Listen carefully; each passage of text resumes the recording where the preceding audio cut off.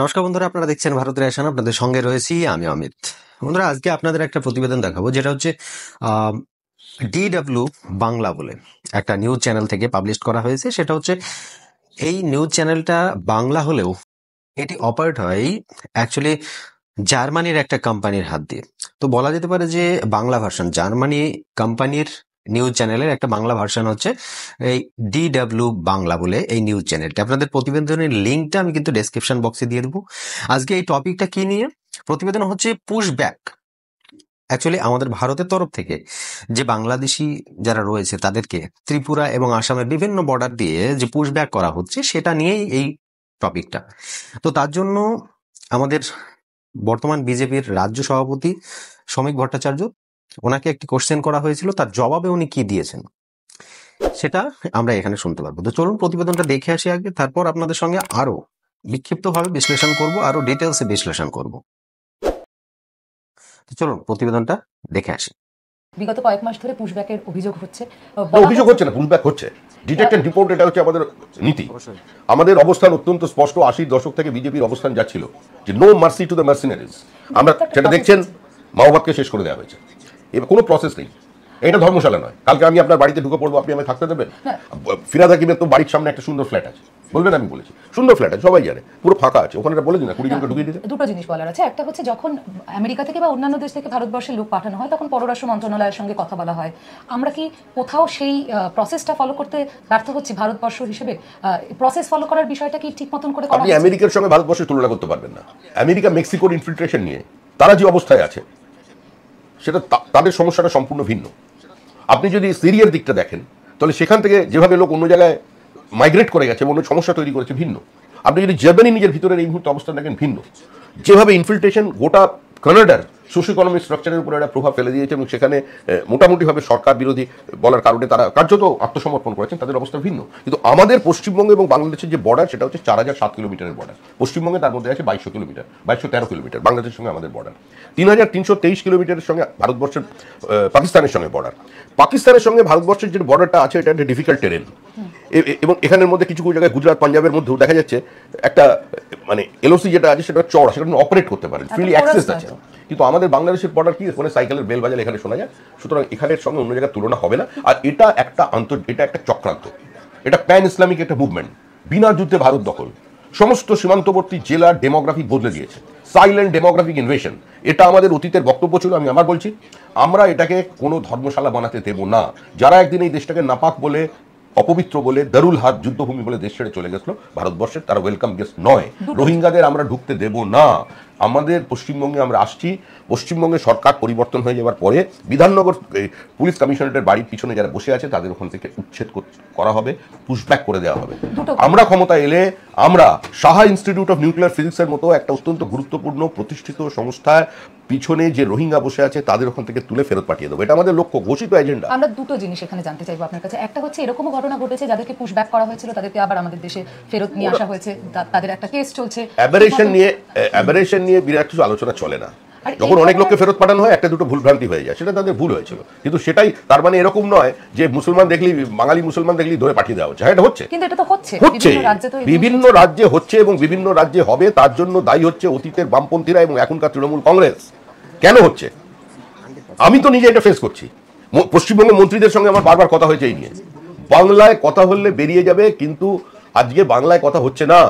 বাংলা ভাষীদের উপরে তো আক্রমণ। আপনি বাংলা ভাষী যেখানেই আছে, তামিলনাড়ু নন বিজেপি রুল স্টেট, সেখানে গিয়ে যখন আইডেন্টিটি চেক করা হচ্ছে, দেখা যাচ্ছে তার মধ্যে কিছু বাংলাদেশি পাওয়া যাচ্ছে, এবং তারা তাদের প্যান আধার সংগ্রহ করেছে বারাসাত থেকে কিংবা শিলিগুড়ি থেকে। এবার তারা ওখানে বলছে কোনো বাংলাকে রাখবো না, কারণ তারা ইন্টারনাল সিকিউরিটির জন্য তাদের একটা থ্রেট মনে করছে। তো যারা বাংলাভাষী মুসলিম আছে, তারা বিপর্যয়ের মধ্যে পড়েছে।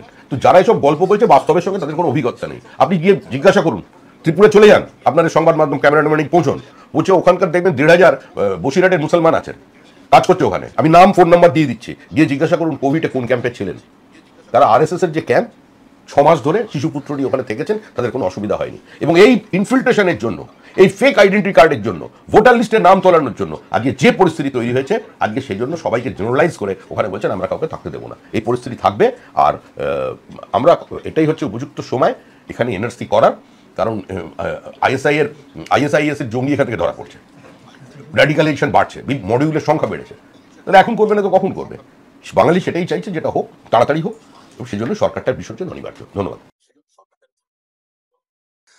তো বন্ধুরা, ভিডিওটা দেখলেন আপনারা, আপনাদেরকে দেখানোর একমাত্র রিজনটা কি জানেন তো? রিজনটা হচ্ছে যে দেখুন, এই জার্মান বেস যে সমস্ত নিউজ চ্যানেল বা বিদেশি যে সমস্ত চ্যানেলগুলো রয়েছে, তারা কিন্তু আমাদের ভারতকে এই দিক দিয়ে না একটা কোথাও না কোথাও নিচু করার চেষ্টা করে। কি বলুন তো, এখানে দেওয়া হয়েছে পুশব্যাক আমাদের নীতি। অ্যাকচুয়ালি শ্রমিক ভট্টাচার্য যিনি বলেছেন আর কি, আমাদের বিজেপির রাজ্য সভাপতি, যে পুশব্যাক আমাদের নীতি, এক্স্যাক্টলি তাই।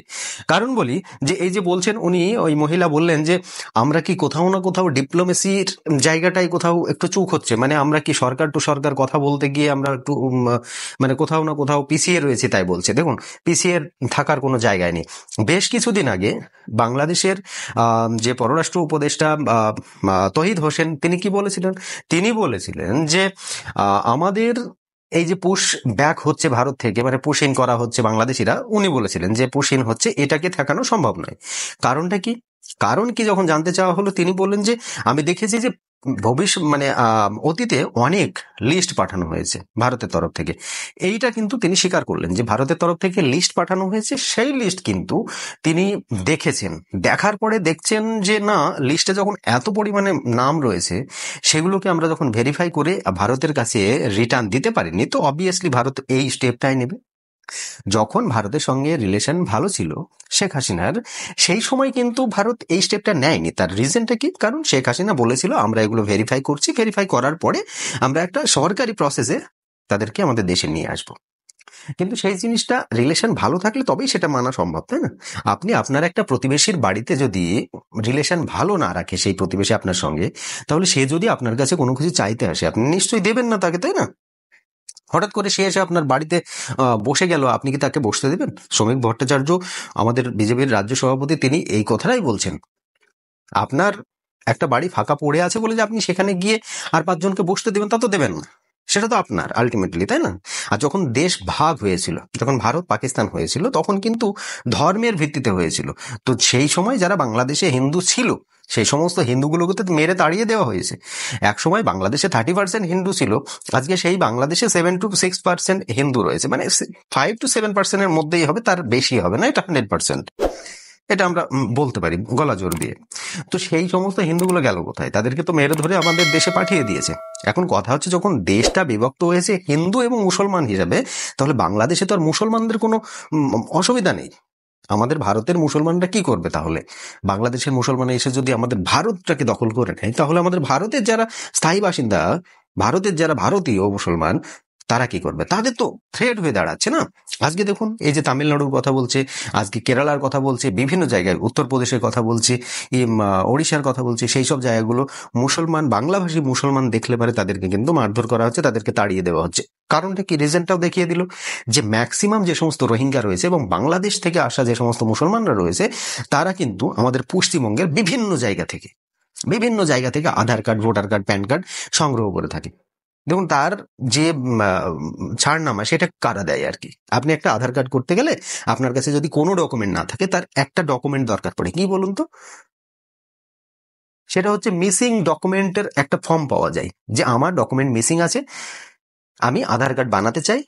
তার জন্য কি করতে হবে? একটা ফর্ম দেওয়া হয়, সেই ফর্মে আপনার সমস্ত ডিটেলস দেওয়া হয়, আপনি কোথায় বাস করেন, কোন সংসদে, কোন পঞ্চায়েতে, কোন হানাদানা 717, বহুত কিছু ফিল আপ করতে হয়। তারপর সেই ফর্মটা নিয়ে গিয়ে কোনো উচ্চ আধিকারিকের কাছে থেকে সই করে আনতে হয়। সেটা হতে পারে বিডিও, এসডিও বা ডিএম, এমএলএ, এই ধরনের জায়গা থেকে। তো পশ্চিমবঙ্গের এই যে বললো যে সিপিএম সরকার, এবং সিপিএম সরকারের আমলেও কিন্তু প্রচুর হয়েছে, আমরা সেগুলো কিন্তু নজর দিই না। কিন্তু এখন টিএমসি সরকারের আমলে যেটা হচ্ছে সেটা আমরা নজর দিচ্ছি। এটা এখন সোশ্যাল মিডিয়া যুগ, এখন ইন্টারনেটের যুগ, তো সবাই এইগুলো কিন্তু বেশি করে দেখছে, সবাই বুঝতে পারছে। তো এই ডকুমেন্টগুলো কোথায় থেকে পাওয়া যায়? ওই ফর্মটা কোনো একটা এমএলএ যদি সই করে দেয় আর তার একটা সিল মেরে দেয়, তাহলে কিন্তু যে ব্যক্তি ফর্মটা ফিল আপ করলো, তার ডকুমেন্ট থাকুক আর না থাকুক, সে বাংলাদেশের হোক, সে পাকিস্তানের হোক, সে আমেরিকার হোক, ইংল্যান্ডের হোক, যেখানকারই হোক না কেন, সে আধার কার্ড বানাতে পারবে 100%। এটা হচ্ছে রেকমেন্ডেশন এক কথায়, যে আপনার কোনো ডকুমেন্ট নেই, আর এই ডকুমেন্ট নেই সেটা আপনাকে এই বিডিও বা এই এসডিও বা এই এমএলএ তার একটা প্রমাণ দিল যে হ্যাঁ, উনি ভারতীয় নাগরিক, ওনার কাছে ডকুমেন্টটা অনিবার্য কোনো কারণবশত সেটা নষ্ট হয়েছে। আর পশ্চিমবঙ্গে এইভাবেই হচ্ছে, অবৈধ যে সমস্ত বাংলাদেশিরা আসছে তাদের ডকুমেন্টকে লিগাল ভাবে করানো, এটাই হচ্ছে। আর তার জন্য কি ওই মন্ত্রী এমএলএ বা যে সমস্ত আধিকারিক যারা রয়েছে তাদের পকেটে ঢুকছে মানে গাদা গাদা টাকা। আজকে তাদের স্যালারির চাইতে ইনকাম 4 গুণ বেশি, ভাবতে পেরেছেন? তো সেই সিচুয়েশন ক্রিয়েট করেছে এরা। আজকে কালকে একদিন দুদিনে তো এইভাবে হয়নি, বছরের পর বছর এইভাবে চলছে। তো যাই হোক বন্ধুরা, ভারত সরকারের স্ট্র্যাটেজি আমার কিন্তু খুব পছন্দের। কারণ একটা সাধারণ বিষয়, যখন তুমি আমার দেশকে পছন্দ করো না, তুমি আমার দেশকে বয়কট করো, তখন তোমার অবৈধভাবে আমার দেশে আসা, আর সেটা আমিও পছন্দ করবো না, স্বাভাবিক ব্যাপার।